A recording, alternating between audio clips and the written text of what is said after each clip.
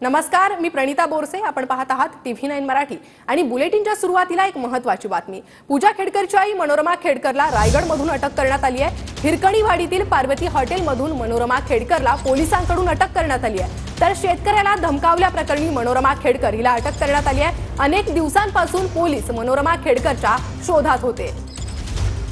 तर अखेर रायगडमधून मनोरमा खेडकर हिला अटक करण्यात आलेली आहे. शेतकऱ्याला पिस्तूल दाखवल्याप्रकरणी त्यांना ही अटक करण्यात आलेली आहे.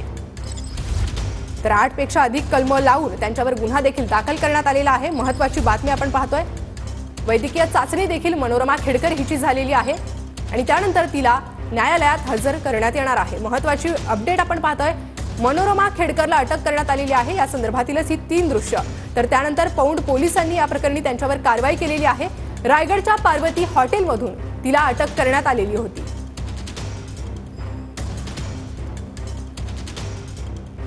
पूजा खेडकरची आई मनोरमा खेडकरला पौंड पोलिसांकडून महाडच्या हिरकणवाडीमधून अटक करण्यात आली आहे. मुळशीमधल्या शेतकऱ्यांना बंदुकीचा धाक दाखवून धमकावल्याचं हे प्रकरण आहे. मुळशीमधील शेतकऱ्यांना धमकावतानाचा व्हिडिओ व्हायरल झाल्यानंतर पोलिसांकडून गुन्हा दाखल करण्यात आला. धमकावणं तसंच शस्त्रास्त्र कायद्यांचं उल्लंघन केल्याप्रकरणी पौंड पोलिसांकडून गुन्हा दाखल करण्यात आला. मनोरमा खेडकरवर विविध 11 कलमांतर्गत गुन्हा दाखल करण्यात आलाय. दिलीप खेडकर, अंबादास खेडकर, 4 बाउन्सर आणि घटनेवेळी सोबत असलेल्या व्यक्तींवर सुद्धा गुन्हा दाखल करण्यात आलाय. पूजाचे वडील दिलीप खेडकर अजूनही फरार आहेत. पोलिसांकडून शोध सुरू आहे. मुळशीमधील धडवली गावामध्ये खेडकर कुटुंबानं 25 एकर जमीन खरेदी केली होती. यावेळेला मनोरमा खेडकरनं शेजारची न्यायप्रविष्ट जमीनही ताब्यात घेण्याचा प्रयत्न केला. शेतकऱ्यांनी विरोध केल्यावर मनोरमा खेडकरनं त्यांना बंदूक दाखवून धमकावण्यास सुरुवात केली.